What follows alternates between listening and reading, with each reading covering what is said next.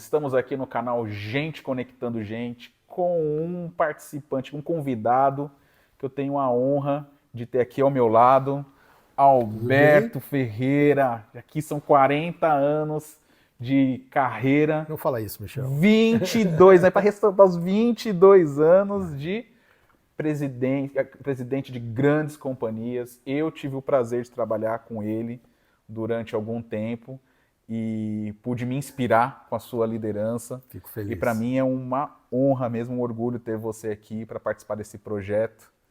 Muito obrigado, Alberto, por ter vindo aqui. Recíproca é verdadeira, estou muito feliz de estar aqui. Muito bacana. E o Alberto, para quem não sabe, ele já fundou ou participou como fundador ou como cofundador de mais de 10 startups, não é isso? 10 startups. 10. E dentre elas, o que mais se destaca aí é a Baden-Baden. A cervejaria Baden-Baden. Cervejaria Baden-Baden, a Platform. A Plataforma, que é a consultoria Masters of Business, que é uma escola de liderança. Essa é a mais nova, né? Essa é a que está mais em destaque agora, logicamente a Baden hoje é da Heineken, né? Então não é mais minha, mas existe até hoje.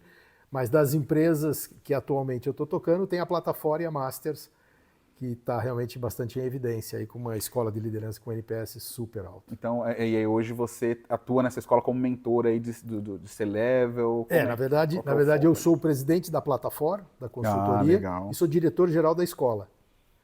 Além de exercer também a posição de instrutor, de mentor. Então, na escola tem dois papéis, um papel de administrar a escola e a Edilane, por exemplo, aquela querida, ela é hoje uma mentora que faz parte da Masters, da escola. Bacana. E eu também faço minhas mentorias, a gente tem alguns cursos, e aí ao lado de compartilhar o conhecimento que eu gosto tanto, que é o que me fez estar aqui hoje com você. Muito bom. E aí, para começar, eu queria, talvez o pessoal esteja esperando já de cara alguma coisa sobre liderança, mas, pessoal, espera um pouquinho aí. Eu quero passinho lá no comecinho. Sim. Lá eu estava vendo aqui na sua primeira experiência profissional foi na IBM, que já é uma gigante. Você era trainee lá. Sim, era estagiário lá. Como que foi queria começar esse bate-papo aqui entendendo como é que foi essa sua jornada inicial, você entrou na IBM, como é que foi a primeira promoção, o primeiro currículo para você chegar lá, esse comecinho mesmo, para quem estiver assistindo, estiver na dúvida. Legal. Como que coloca, nunca teve uma experiência profissional, como é que começa? Eu fiz, acho que o que todo mundo tenta fazer ou faz, que é a questão de você se colocar como alguém que quer aprender. Né? Quando alguém quer entrar no mercado de trabalho, não interessa nem muito o salário, muitas vezes, para ser estagiário. Eu tinha feito técnico em eletrônica no colégio, e estava fazendo engenharia elétrica. E eu falei, cara, eu preciso entrar no mercado de trabalho. Eu dava aula particular, dava aula no colégio de estado e tal, mas eu falei, mas eu preciso tentar ir um pouco mais para o meu lado de tecnologia, que é o lado que eu gostava muito. E aí, para ser estagiário, né, trainee da IBM, só tinha uma grande característica que era importante: querer aprender. Né? E querer aprender tem muito a ver com atitude, tem muito a ver com comportamento, tem muito a ver com propósito. Né? Naquela época eu não sabia nem o nome de propósito, mas eu sabia que tinha alguma coisa. Então eu perguntava muito. Né? Quando eu conseguia entrar, eu coloquei no meu currículo que eu queria aprender, que eu estava muito disposto a aprender e que eu tinha uma boa bagagem técnica. Isso era lá em Taubaté ou São José dos Campos? São José dos Campos. Eu sou de Taubaté, eu fiz colégio técnico de Taubaté, no colégio da universidade e fiz Universidade de Taubaté. Mas esse primeiro trabalho era em São José dos Campos. Né? Então, e você ficou em São José dos Campos por quanto tempo? Eu ia e voltava. Foi um projeto que eu sabia que era o início da minha carreira. Deu bastante trabalho, vamos dizer assim. Né? Mas eu fiquei lá até terminar o estágio. Porque eu fico pensando assim, a pessoa, eu morei um tempo, quando eu voltei dos Estados Unidos, em Foz do Iguaçu. Certo. Cidade pequena. Claro. E aí eu senti, teve uma hora que eu falei, caramba, aqui, para onde eu tô querendo ir profissionalmente, aqui vai ser um pouco mais complicado. Você teve essa sensação estando em São José dos Campos? Não. São José era suficiente para mim. Tanto que, na época, o meu estágio estava terminando e a IBM, naquela época, ela tinha até um overload de pessoas. Ela tinha mais pessoas do que ela precisava e ela tinha uma tradição de de ter pessoas para trabalhar muito tempo lá na própria IBM e tal. E aí a única oportunidade que eu tinha, e eles queriam que eu ficasse de qualquer jeito, era para trabalhar em São Paulo com, naquela época, a máquina de escrever eletrônica da IBM, que era a única coisa que dava para eles acomodarem, para quando eu tivesse uma vaga eu voltar para a área de tecnologia. Eu acabei optando por não, eu estava com problema na engenharia, porque a IBM demandava muita atenção, muito cuidado, muito carinho com o cliente. Foi uma escola espetacular para mim, eu absorvi tudo que eu pude eu absorvi. E aí eu falei, eu tenho que terminar o grande projeto da minha vida acadêmico, que era me formar como engenheiro, e a engenharia estava balançando, porque eu tinha que atender cliente, muitas vezes como estagiário mesmo, eu estava perdendo muita aula. E aí eu falei, bom, então eu vou fazer o seguinte, eu vou recuar, vou arrumar um emprego em São José dos Campos. Por ter vindo como estagiário, como trainee da IBM, me deu uma bagagem mais do que acadêmica, uma bagagem de o cara trabalhou na IBM e aprendeu tudo como servir um cliente através da IBM. Eu acabei tendo 2 opções no Vale para ficar, eu optei pela Johnson & Johnson e lá foi outra mega empresa que eu amo de paixão, devo muito para a Johnson do que eu sou hoje, acho que a Johnson também teve o seu payback em várias coisas que eu consegui entregar para ela de bom, foi uma troca fantástica. Foi na Johnson & Johnson que você conseguiu, digamos, internacionalizar a sua carreira? Foi a primeira oportunidade bem depois de ir pra fora? Que eu entrei, mas foi. Foi porque, assim, liderança a gente vai falar depois, né? Mas eu fui mordido pela liderança, assim, picado pela liderança quando eu tinha 23 anos, ou em 87. Foi nesse... Na época da Johnson, eu já estava na Johnson. E eu achei o máximo, eu falei, poxa, liderança é bacana, é um tema legal, você pode fazer a diferença na vida das pessoas. É mais do que você saber fazer, é você saber fazer com que pessoas façam. Eu falei, puxa, isso é diferente, isso é muito legal. Só para quem estiver assistindo, estamos em casa, no sofá de casa aqui, sim, tem pássaros. São maritacas, a gente mora aqui do lado de uma reserva da Mata Atlântica, então é assim mesmo. É isso aí, mas essa é a parte boa. Enfim, e aí eu acabei conhecendo o tema liderança e comecei a estudar liderança. Eu lembro que o primeiro mega estudo que eu fiz de liderança foi em 89, quer dizer... Então, faz quantos anos isso? Né? Então, isso é interessante você falar disso, porque a sua formação, você pegou, então, uma formação técnica, né? Isso. Exato. E aí você entrou numa área técnica lá na IBM. Sim, fui para uma área técnica dentro da Johnson.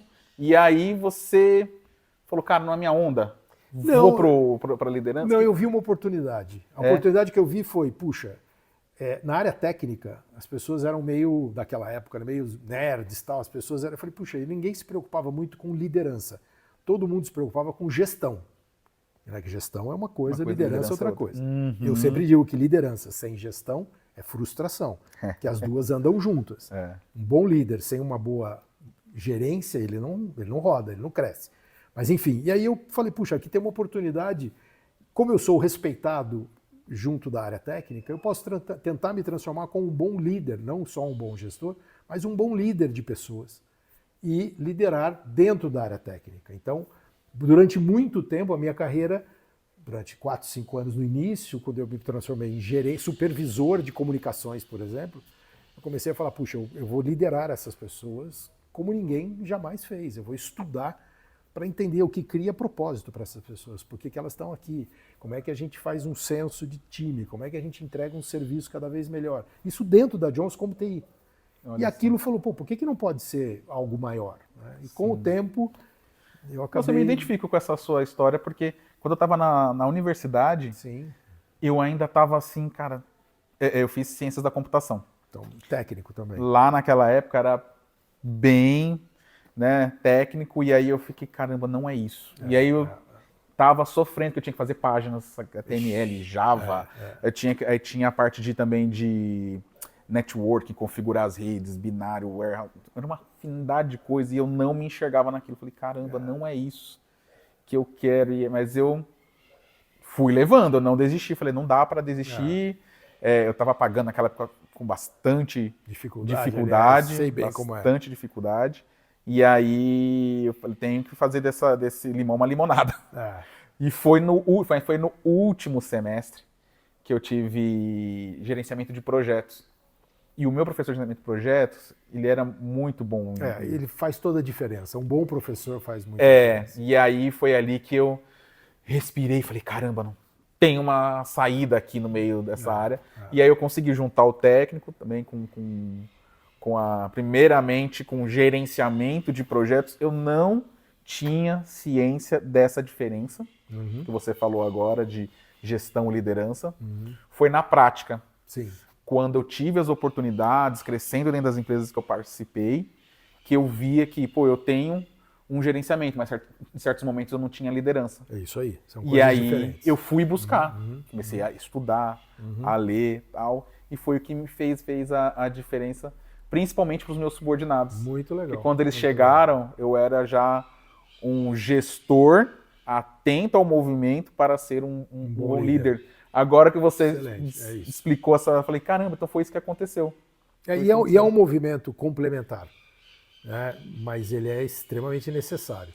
Eu volto a dizer, né? Um bom líder tem que ser um bom gestor. Um bom gestor não necessariamente consegue ser um bom líder. E essa sua saída da IBM, por exemplo, para Johnson, Isso. já foi... Foi a sua ambição que te levou para lá? Falou, cara, eu preciso... Não, foi minha necessidade. Eu tinha que arrumar alguma coisa no Vale para não perder a faculdade, né? Para continuar assistindo às aulas dos últimos 2 anos de engenharia. E aí eu falei, eu não posso ir para São Paulo pelo que a IBM me ofereceu. Até porque não brilhava os olhos. Pela empresa brilhava os olhos, só de falar IBM eu já gostava, mas máquina de escrever, eu trabalhava com teleprocessamento, uma coisa muito mais sofisticada, eu falei não. Na verdade, ficar no Vale foi uma opção para poder terminar o projeto da engenharia. Eu tinha que terminar a minha engenharia. E aí eu falei, poxa, eu tenho 2 opções. Tinha a Ingesa, na época, era uma empresa de produtos bélicos, e tinha a Johnson & Johnson. Eu acabei optando pela Johnson por uma questão de necessidade. Só que depois, dentro da Johnson, eu conheci o tema liderança. E foi daí que eu te falei, com 2 anos de Johnson, eu falei, cara, isso aqui é muito bacana. E uma coisa é uma coisa, outra coisa é outra coisa. Foi aí que lá eu tive a possibilidade. Isso que eu falei que eu devo muito para a Johnson, que a minha formação, primeiro foi na IBM, que o cliente era rei, e determinava todo o movimento da própria IBM, ela se construía ao redor do cliente. E a Johnson, que era uma empresa que o slogan dela era a company, a empresa que se preocupa. The company that cares, a company that cares. Então essa era uma coisa que eu achei muito legal. E acabei entendendo a parte da liderança ali. E foi de cara, você já conseguiu internacionalizar ou passou um tempo? Não. Era técnico ali em São José, não passava daquilo. Só que daí... Você cavou a oportunidade? Cavei, lógico. Ou alguém te convidou? Não. Eu acho que assim, você tem 2 maneiras de conquistar as coisas, né? Uma é meio que por acidente, e a outra é quando você chama de boa sorte, né? Que você faz a sua parte mesmo e o universo faz a dela, né? Eu decidi que eu queria ser presidente da Johnson. Uau. Eu tinha 26 anos. E qual que era o seu cargo ali na época? Ixi, supervisor. E depois de alguns anos, depois de 6, 7 anos, eu entendi que eu não ia ser presidente da Johnson, porque eu era engenheiro, de uma formação diferente. E aí eu fui para o mercado, para a indústria de tecnologia, aí lá sim eu acabei virando presidente. Mas a questão foi que quando você tem um plano, quando você tem um objetivo, você começa a construir as coisas do destino para onde você está. Então você começa a olhar e falar, todo presidente da Johnson morou nos Estados Unidos pela Johnson. Não todo mundo que morou nos Estados Unidos pela Johnson virou presidente. Mas todos os presidentes da Johnson moraram nos Estados Unidos pela empresa. O que eles foram fazer lá? Tem um programa lá que eles vão, pode passar de 9 a 18 meses morando nos Estados Unidos. Mas é para quem? Não, só para cara de marketing. Eu era TI. Certo. Aí eu fui cavando, arrumei uma bela de uma desculpa de investimento que a gente fazia em tecnologia. Tinha uma lei de informática no Brasil que ia abrir, a gente podia comprar equipamento estrangeiro. Eu falei, eu não conheço nada de estrangeiro, sou eu que homologo o equipamento aqui, eu preciso morar fora para aprender.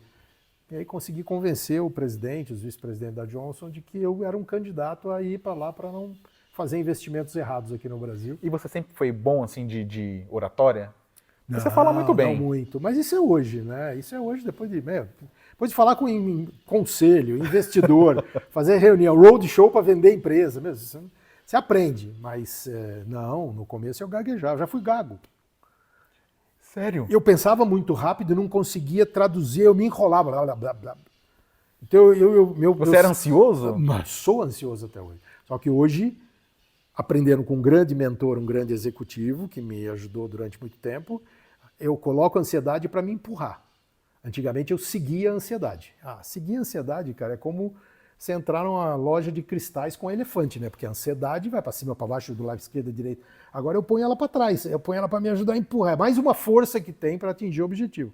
Então a primeira coisa que eu faço, eu sempre tenho objetivo para tudo. para tudo, para tudo. E como é que você faz colocar a ansiedade para te empurrar? Ela me empurra porque eu já tenho o objetivo. E aí eu venho trazendo num cronograma. Então, por exemplo, eu quero fazer sem arrogância, mas com muito orgulho e com muito trabalho, eu quero transformar a Masters of Business, da minha escola de liderança, na melhor escola de liderança do Brasil. Isso deve acontecer até 2030. Então, até 2030, a gente quer ser a melhor escola de liderança do Brasil. Então, se até 2030 a gente vai ser essa escola, em 25, calma. Vamos lá, o que você tem que fazer? Cara, todos os nossos treinamentos precisam ser espetaculares. Sabe qual é o nosso NPS médio? Eu tenho curso online, curso híbrido, que é presencial e online, e curso presencial, capacitação corporativa. O nosso NPS somado médio é de 97,6.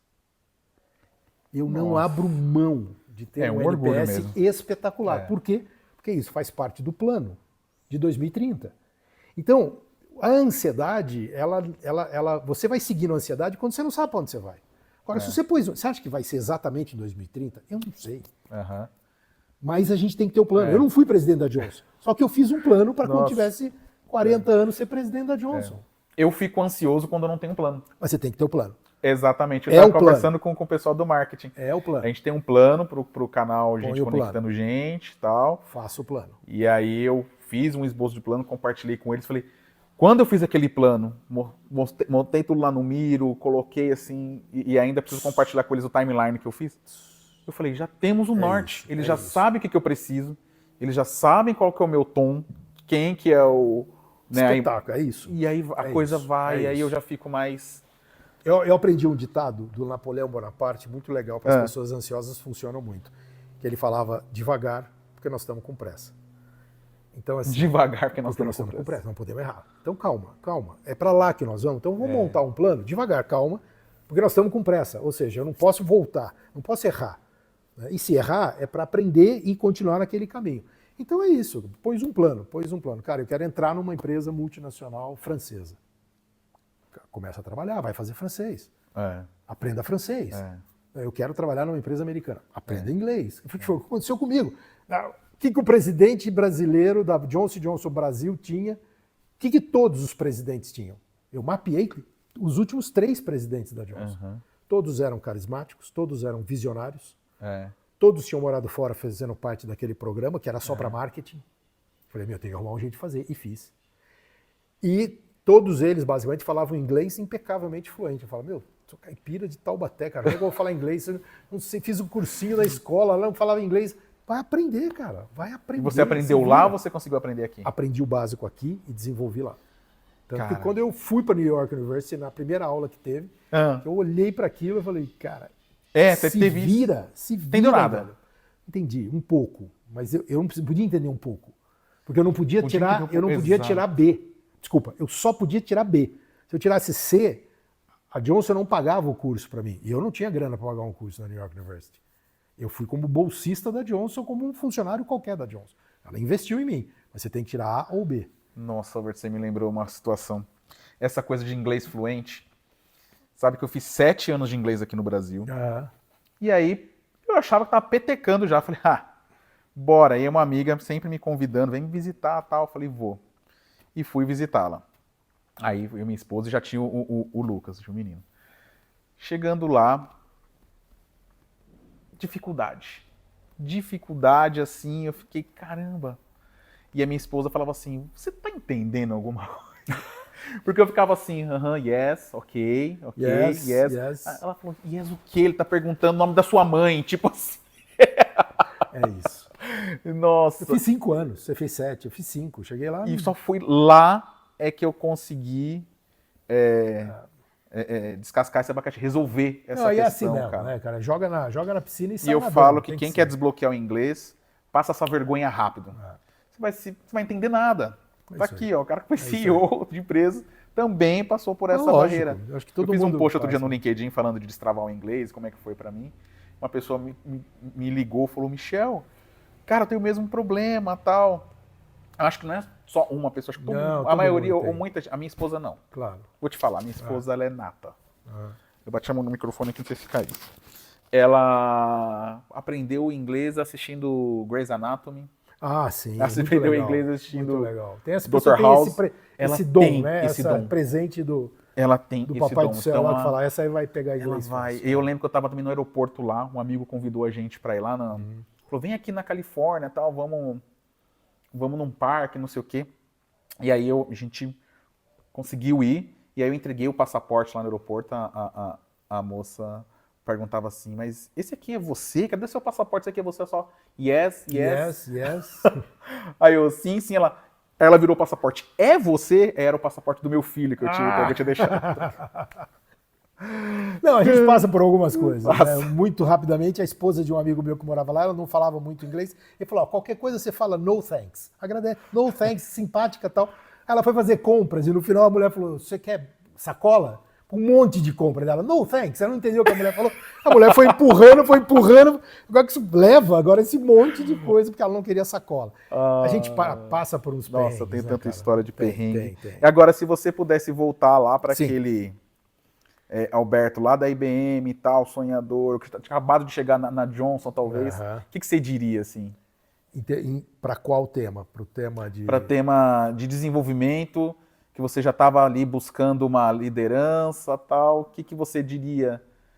Controle sua ansiedade, ou o que seria? Para onde você já queria chegar? Eu acho que duas coisas eu falaria para ele. Primeiro, tenha um plano, porque eu só fui descobrir que ter um plano, para quem é ansioso, é uma máquina para te empurrar. Né? É uma máquina que vai... E keep pushing. Continue empurrando, vai empurrando, porque não vai ser fácil. Não vai ser fácil. É uma pirâmide, concorda? Quantos presidentes cada empresa tem? Então é o pico do pico da pirâmide. Agora, quantos analistas a empresa tem? Quantos supervisores? Quantos coordenadores? Quantos gerentes? Quantos diretores? Quantos vice-presidentes? Quanto presidente? Cara, quanto mais você quer almejar... Né? E por que eu queria almejar? Eu sou de uma geração, aquela geração da propriedade, né? Eu queria conquistar, comprar coisas, eu queria casa, carro e tal. A gente percebe que a geração de hoje, inteligentemente em vários momentos, e não tão inteligentes em outros, elas preferem ter o usufruto apenas, e não a propriedade. Não tem nada certo, nada errado, são estilos diferentes.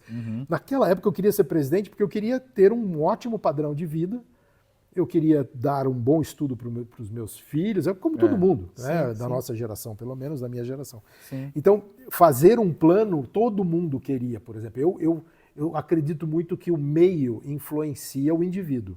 Logicamente, o indivíduo influencia o meio. Mas o meio influencia o indivíduo. Quando eu entrei na Johnson, eu era um cara da Unital, da Universidade de Taubaté, tinha um cara da USP, eu acho, e tinham 10 pessoas na Johnson que faziam parte de um grupo que eram do ITA. Nossa. E eu acabei me dando bem com esse pessoal e fui meio que apadrinhado por eles. E aí eu falei, ou eu elevo... Quer dizer, eles falavam de Michael Porter, porque eles fizeram ITA e fizeram GV. Eu fiz Taubaté. Não por nada, mas fiz engenharia Taubaté. Eu não sabia quem era Michael Porter. Então eu falei, eu não vou ficar boiando nos assuntos. E aí aquela questão do sacrifício, que você tem que fazer algum sacrifício. Então, ao invés de sair para balada, muitas vezes eu ficava em casa estudando o tal do vantagem competitiva do Michael Porter. O que esse cara quis dizer? Mas não tem só esse livro não, tem o Estratégia Competitiva do Michael Porter. Comprava Estratégia Competitiva e estudava. E aí, quando você estava numa discussão com os meus amigos, eu sabia o que eles estavam falando e eu argumentava. Estudar. Não tem jeito. Estudar não quer dizer que você vai... Não é porque você estuda que você vai ter sucesso.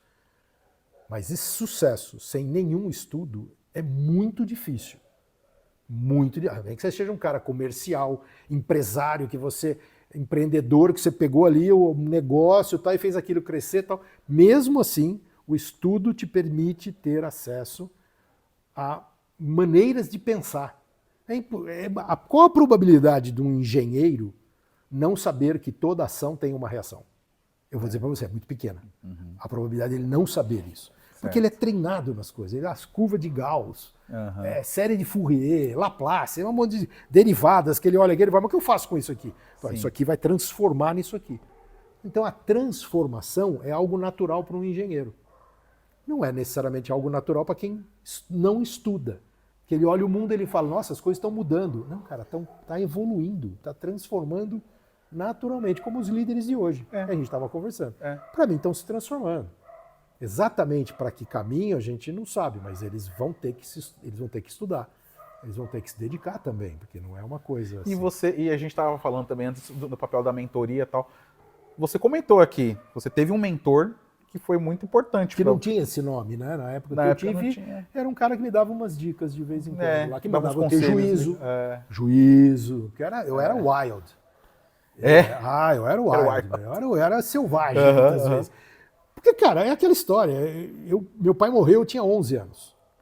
Minha mãe tinha 28. E meus 2 irmãos, um tinha 6, outro tinha 5. E eu tinha 11. Minha mãe ficou viúva com 28 anos. Você é o mais velho? Sou o mais velho. Minha mãe ficou viúva com 28 anos. Então, cara, assim, com 3 filhos para criar. Eu tinha 11. A gente tinha um padrão de vida bom. Cara, o padrão de vida nosso despencou. Eu fui estudar, eu estudava no jardim, escola, pinguinho de gente. Era escola particular. Fui estudar em escola pública. Você veio de escola pública, então? Vim de escola pública. Toda a minha fundação, depois da terceira série, lá aquela pequenininha, depois a 5ª série, 6ª série, 7ª série, 8ª, foi tudo escola pública. E aí o que você aprende? Você aprende que você tem que tomar, velho. Você tem que tomar. Você tem fome? Tem que tomar. Não é tomar fazendo mal das pessoas, senão a gente não estaria sentados aqui pela nossa história de vida. É tentando fazer o bem para as outras pessoas virem com você. Mas não senta e espera alguém tomar a decisão. Toma você. Toma você. E você tem que ter coragem. E coragem é agir apesar do medo.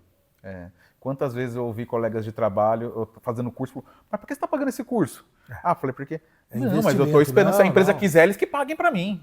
Eu falava, não, mas eu sei para onde eu quero ir. E isso é capital intelectual teu. A mesma coisa do inglês. Quando eu larguei tudo assim, eu estava num momento muito bom profissionalmente, muito bom, e comuniquei a decisão de sair, de fazer esse intercâmbio e tal, foi chocante, mas é porque eu precisava resolver nessa vida a questão do inglês, porque eu tinha o desejo de internacionalizar minha carreira. É isso, pronto. E estava na minha... Esse é um propósito. Não tinha... Eu falei, não vou... Eu tentei com que a empresa me mandasse para fora. Eu tentei pelos caminhos, ela não deu certo. Ok, então, falei, se a empresa não vai me mandar, eu vou me mandar. É isso, mas é difícil. Não, é difícil. É a questão da coragem, né? Eu li isso uma vez, eu acho muito legal. Que coragem, a palavra-chave é ação. A coragem quer dizer agir apesar do medo, apesar do desconhecido. Não é que você não tem medo e você... Não, você tem que ter medo. Medo é importante. Dor é importante. Medo é importante.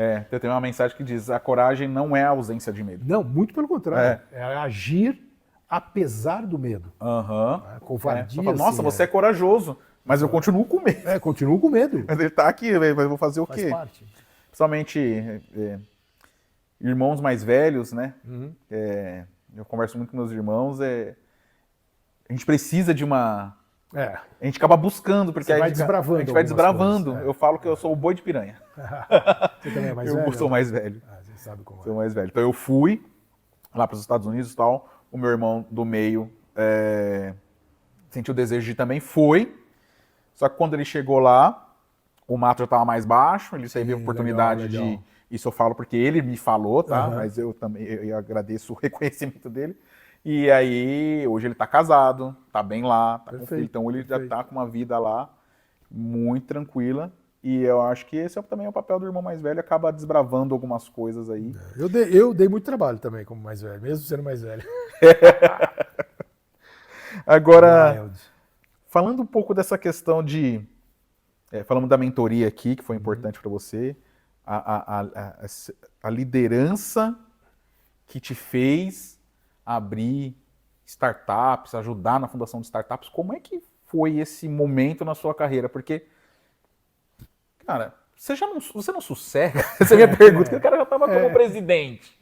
Já estava numa situação onde você buscou, você estava lá. E aí? Aí chegou lá, você olhou para o lado e falou, e agora? O que acontece quando chega lá? Você conhece aquele ditado, a ignorância é a mãe da felicidade? Então, se você é uma pessoa ignorante em relação a algum tema, você não conhece aquele tema, você se satisfaz com algumas coisas que você não domina. Cara, depois que eu morei nos Estados Unidos, você volta. Eu tive a possibilidade de ficar. Me ofereceram 2 trabalhos lá para ficar nos Estados Unidos. Porque o brasileiro, um parênteses aqui, o brasileiro, se ele for disciplinado, se ele for uma pessoa que entrega o que promete, se ele for uma pessoa correta, se ele for uma pessoa que fala para você, eu vou te ligar, e liga, não chega atrasado nas reuniões, o brasileiro dá show lá fora. Dá. Principalmente nos Estados Unidos. Você morou lá. Uhum. Falei isso ontem para essa pessoa que me ligou com o inglês travado. Sim. Falamos sobre isso. Falei, o brasileiro é uma mão de obra qualificadíssima. Dá show. O brasileiro é curioso. O brasileiro comprometido, ele entrega. Sim. Ele quer crescer, ele é ambicioso. Então, assim, o brasileiro é perfeito nesse sentido. Por que eu estou te falando isso? Porque quando eu fui lá para fora, eu aprendi muita coisa. E eu ficava até mais tarde no escritório, os assignments, né, os projetinhos que eles me davam, porque eu ia voltar em 1 ano e meio, então eram projetos que eu participava, eu entreguei todos antes do tempo, porque eu me dedicava muito a aprender, estudava, lia, eu morava em livraria, fui fazer New York University em marketing, eu era de TI. Se eu queria ser presidente, eu tinha que entender de marketing. Falei, qual a melhor faculdade dos Estados Unidos de marketing? Olha, uma delas é a NYU, que é em New York. Cara, eu moro a 40 milhas de Nova York, 70 quilômetros lá, eu vou estudar lá. Fiz um curso que era um extended course, esses cursos adicionais aos cursos de carreira. Nem era um curso MBA, não era nada. Mas eu fui e fiz com a maior seriedade do mundo.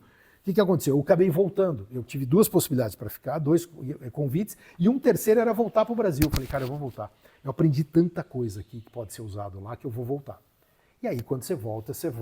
Com sangue nos olhos. Já era Wild quando eu fui. Eu voltei o Wild Plus, eu voltei o Wild mais. Não, porque você volta e fala, cara... Está abrindo a lei de informática no país. Não tem nenhuma distribuidora de memória RAM no Brasil, da Kingston, por exemplo. Uhum. E aí um amigo meu, a irmã dele era da Kingston Internacional na Califórnia. Cara, vamos montar a primeira distribuidora Kingston do Brasil. Mas como montar? Você trabalha na Johnson, é de TI da Johnson. Sim, eu vou tocar as 2 coisas.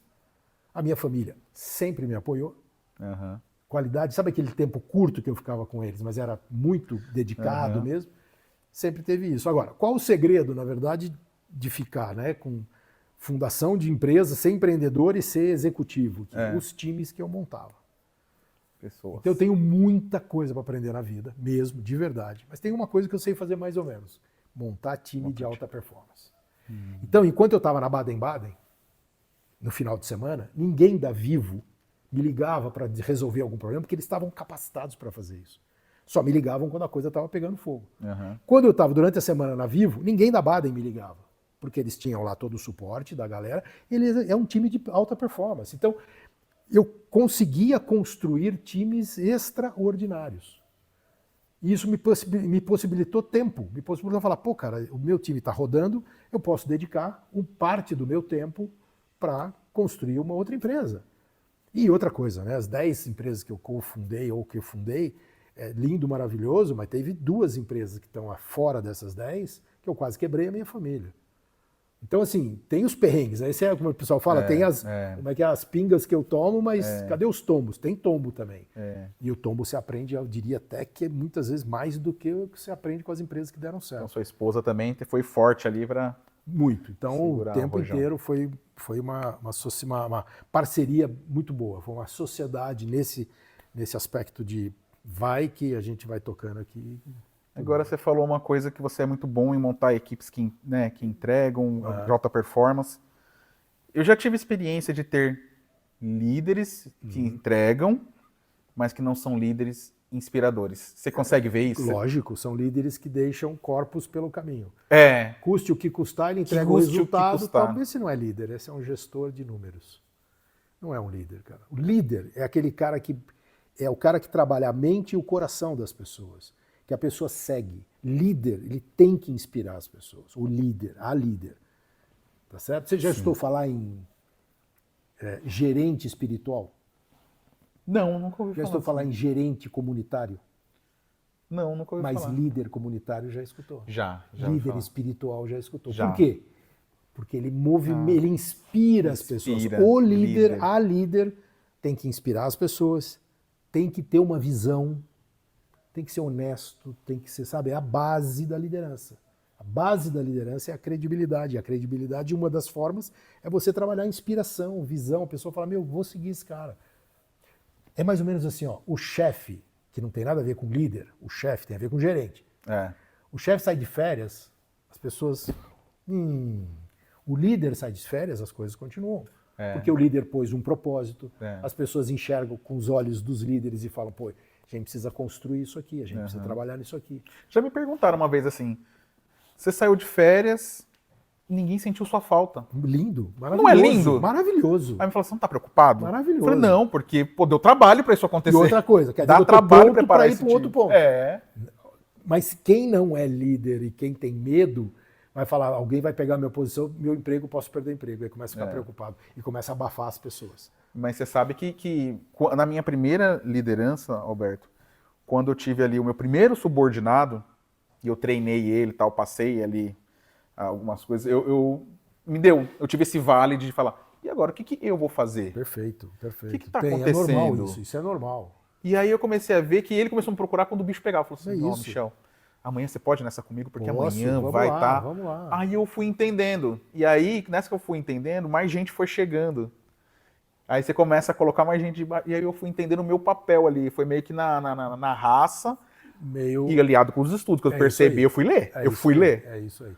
Essa é a diferença de você ser um cara que entrega alguma coisa e de você ser um líder que faz com que as pessoas entreguem um propósito comum a todos, através de mente e coração. Mente e coração é assim, vou te dar um exemplo. Cara, esse ano a gente precisa fazer um objetivo de, sei lá, atingir tanto de market share. Esse é um Excel, concorda? É um número, é um percentual. O coração é o porquê que eu preciso fazer aquilo. Cara, porque para fazer aquilo lá, primeiro a gente garante o emprego de todo mundo, são todas as famílias que estão aqui dependendo disso aqui. Segundo, porque a empresa começa a crescer. Isso é importante para a gente reverter em investimento na comunidade, investimento em você. Você tem que criar propósito. O líder é o maior construtor de propósito que eu conheço. O líder, e quando eu falo líder, lógico que eu estou falando da líder, né? E hoje em dia, inclusive, muitas mulheres estão realmente se sobressaindo muito mais do que os homens. Correm, homens, vamos correr porque não está fácil. E parabéns mesmo. A mulherada realmente está dando um show. E é assim que funciona. Então, o líder, isso que você falou, o cara que deixa um monte de corpo pelo caminho, tal, não sei o que, esse cara não é um líder, esse cara é um gestor de entrega de resultado. Não custa, você não pode deixar corpos pelo caminho. Essas pessoas não duram, elas trabalham por projeto. Elas vão para uma outra empresa, porque a empresa precisa fazer um turnaround, precisa tirar a empresa do vermelho. Ele vai lá, entra, manda meia dúzia embora, vai depois ele vai embora e ninguém aguenta trabalhar com um cara desse. Já vi muito disso mesmo. O mundo corporativo tem muito disso, mas dá para crescer, dá para ajudar, dá para colaborar. Depende da... Você quer ver um outro mito? Atitude, né, Você quer ver um mito que existe no mercado da indústria, no mundo corporativo, que um líder, para ele ser um líder de alta performance, ele tem que arrancar o couro de todo mundo e todo mundo tem que trabalhar até a quantidade de horas. Não, cara, não. Você tem que ser um líder mais humano, você tem que pensar que as pessoas estão ali, hoje em dia, cada vez mais, com essa nova geração, inclusive, elas estão ali porque elas querem. Te falei, acabei de ler na Forbes aqui, um caso lá de uma menina de 26 anos lá, que está no 23 anos, está no sexto emprego. Por quê? Porque ela não fica, ela não tem propósito, ela vai embora para ganhar menos até. Por quê? Porque ela tem que ter propósito. Então, o líder importante hoje é o cara que consegue trabalhar mente e coração das pessoas, criando propósito, criando uma empresa psicologicamente segura para as pessoas trabalharem, que essas pessoas se sintam pertencentes à empresa, que elas comunguem no mesmo propósito, comunguem nos mesmos valores. Por isso que aquele negócio da escrito lá tem que estar missão, visão, valores, precisa ser algo que não é para ficar na parede, tem que ser algo que reflita a empresa que essa pessoa está trabalhando, para ela olhar e falar, eu gosto dessa empresa. Quantas e quantas vezes na Johnson a gente recorria ao nosso credo, né? A Johnson tinha um negócio chamado Our Credo, que era o nosso credo, que falava por bloquinhos lá, falava do cliente, falava do paciente, falava da comunidade, falava dos investidores. E muitas vezes a gente olhava aquilo para poder direcionar alguma ação que a gente não sabia para onde ia. Você recorre àquela empresa que você faz parte. É muito importante. É muito, muito interessante isso e é legal, vendo a sua história também, o legado que você deixa, né? Eu acho que chega num certo ponto, Michel, de vida, inclusive, que o legado começa a fazer mais... Ele passa a ter uma importância, uma relevância maior na tua vida. Eu tenho algum dinheiro, eu não quero parar de trabalhar, poderia parar de trabalhar, reduzir um pouco o meu padrão de vida, encaixar ali uma viagenzinha internacional, ano sim, ano não. Cara, vivo até os 90 e poucos anos com o dinheiro que eu tenho guardado. Então, por que vai criar uma escola? Porque é uma escola de líderes. de liderança. E eu quero ter a melhor escola do Brasil. Se a pessoa não tem grana, cara, a gente dá bolsa para as pessoas. Não dou desconto. Eu dou bolsa. Porque é uma maneira de devolver para a sociedade tudo o que ela me deu. Sim. Eu fui atrás. Sim. Eu fui atrás. Eu não deixei a sociedade me dar porque ela decidiu. Não, eu fui atrás do plano para morar nos Estados Unidos. Eu fui a primeira pessoa da Johnson no mundo inteiro que não era marketing, que era TI, e foi morar num programa de $120 mil por ano, custava o programa. Que era só para futuros presidentes. Eu falei para você, todo presidente da Johnson tinha feito o programa. Não todo mundo que fez o programa virou presidente, mas todos os presidentes tinham. Então eu fui atrás. Mas eu ganhei muita coisa também. Eu tive essa boa sorte. Então nada mais justo e honesto do que devolver um pouco para as pessoas que têm interesse. Sim. Tem na Masters of Business, se você quiser, você aplica lá, tem lá a bolsa. Aplica, conta a tua história ali. Quando tiver um curso, a gente vai olhar e falar, vamos encaixar essa pessoa ou não. Se você vai lá e pede, vai atrás, procura saber como é, liga, manda o WhatsApp e tal, esse já tem 90% de bolsa. Por quê? Porque o cara foi atrás. Hoje em dia, as pessoas esperam muito eu ligar para a pessoa e oferecer bolsa. Quase isso. Não, isso que você está falando é maravilhoso. A gente está chegando na nossa reta final aqui. Sim, que pena. Passa muito rápido. Muito rápido. Eu tenho que ficar de olho aqui, porque senão eu fico aqui, porque a minha cabeça, eu adoro modelar, né?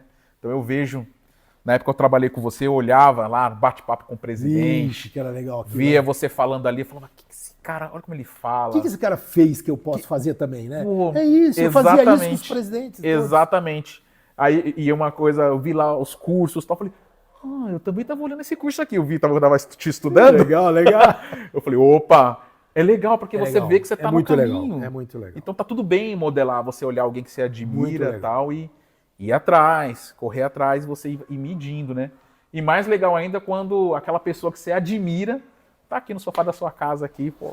Muito obrigado mesmo, eu tô muito feliz que você veio. Também pode... Quer deixar uma mensagem final aí pro pessoal? Não, cara, assim, corre atrás dos seus sonhos. Corre atrás dos sonhos, né? Tem um plano, né? É aquilo que eu falaria pro Alberto de, sei lá quantos anos atrás, lá o recém-estagiário da IBM lá. Tem um plano, é importante ter um plano. Nem que o plano te dá visão, você visualiza aquilo. E o plano você cria aquilo. Eu acredito muito nisso. Vou te contar uma coisa. Eu gosto muito de carro. Eu estava trabalhando numa empresa chamada Digitel, que era uma empresa nacional, logo depois da Johnson, que eu falei, bom, se eu não vou ser presidente da Johnson, eu preciso ir para a indústria de tecnologia. E aí eu fiz um movimento que ninguém entendeu. E minha mãe falava, você é maluco, você trabalha na Johnson & Johnson, você para o seu carro dentro daquela planta linda, lá de São José, você é gerente lá, o que você vai sair? Eu falo, porque eu quero ser presidente de uma empresa e não vai ser na Johnson. Não por nada, porque a característica dela é uma característica de business, de marketing, de vendas. Eu vou para uma empresa de tecnologia. E acabei indo para a Johnson. Naquela época, o Male tinha um carro razoável. Eu recortei a foto de um carro que eu queria e coloquei dentro do meu guarda-roupa. Então, todo dia de manhã, quando eu abria a porta lá, eu via aquele carro. É o poder eu falo, visualizar. Teu objetivo é você ter a visão clara. Visualiza aquilo. E aí, o que aconteceu uns 6, 7 anos depois? Eu tive aquele carro. Não desanimou no caminho, não? Falava assim, tá demorando muito. Lógico. Será que isso é pra mim mesmo? Devia ter ouvido a minha mãe. Lógico que desanima. Mas e aí é o meu segundo recado. O primeiro, tem um plano. O segundo é empurra, velho. Empurra, velha. Empurra, porque não vai ser fácil. Tem muita gente querendo boas coisas na vida. Umas querem que caia do céu, outras estão trabalhando duro para conseguir aquilo. Só trabalho duro não adianta. E já teve uma hora que você pensou e falou assim, isso não vai dar, vou ter que desistir dessa ideia aqui e teve que recalcular a rota? Já. Recalcular a rota é diferente vou de Vou te dar um exemplo que pouca gente sabe. A Baden-Baden, nós tivemos 2 reuniões de vai ou para. Então, hoje ela é uma marca da Heineken, está em todas chiquésimo, Eu te falei, fui nesse final, nessa semana fui ali na Estrada do Vinho, num lugar maravilhoso, embaixo dos vinhedos ali. O que ele tinha ali? Baden-Baden. Linda mesa, assim, com aquela madeirona. Preta, garrafa preta. Exato. Então tiveram 2 momentos em 7 anos que nós nos reunimos num sábado em Campos do Jordão, vamos falar, cara, e agora? Vamos ou não vamos? Vamos parar? E se a gente tivesse parado? Nossa. Em compensação, os 2 negócios que eu quase quebrei a família, Nós sentamos, eu sentei, meu outro sócio e meu irmão, que era meu sócio nesse negócio, e falamos, nós vamos parar. E nós paramos. Se nós não parássemos, a gente ia acabar de queimar o resto do dinheiro que a família tinha. Então, assim, sempre vai ter, né? Esses momentos vão acontecer, sempre vai ter uma situação que você vai falar, vou ou não vou, paro ou continuo. Cara, aí é um pouco de, sabe, de colher o que você plantou, de papai do céu, pôr o dedo lá na sua cabeça, iluminar as suas decisões, mas usa tudo que está na tua caixinha de ferramenta. Por exemplo, a hora que eu peguei a caixinha de ferramenta nos 2 negócios lá que nós quase quebramos a família, eu falamos, não, cara, isso aqui vai consumir mais caixa, a gente não vai ter tempo para conseguir reverter essa situação, vamos parar agora e fazer um write-off e perder o que perdeu. Não, mano, vamos ter perdido 2, 3 milhões. Falo, ok. Mas a gente pode ganhar 10. Mas para ganhar 10 eu tenho que pôr mais 3. E não é garantido. E aí esses 3 é o que restou da família. Para! Pode zerar tudo, Aí é a decisão de olhar, gestão do risco. Cabeça fria. Eu gosto muito do Abel, lá, do técnico lá do Palmeiras, né, que ele fala que é coração quente, cabeça fria. Essa é uma coisa que eu acho bacana. É a questão de ser wild, mas saber aonde e como eu posso ser wild. Entendeu? Cara, uma curiosidade passou pela minha cabeça. Sua mãe, na hora Sim. que deu certo, na hora que você chegou, que você saiu, fez todo esse movimento, sua mãe, meu filho, meu Deus. Na hora que deu certo, como é que foi pra você essa satisfação de dar esse recado pra sua mãe? Foi logicamente muito... É engraçado, né? Porque a gente meio que não percebe, porque você tá lá naquele crescente, né? Então você não tem um momento que você porque fala... não é glamuroso, né, na verdade. Não, na verdade vai é sofrível muitas vezes, né? E às vezes você chega lá, não tem aquele momento que você fala, não tem aquela linha de chegada que você cruza e vem a faixa e você... Não, você vira presidente. Nessa hora, minha mãe estava junto comigo. E assim como a minha esposa.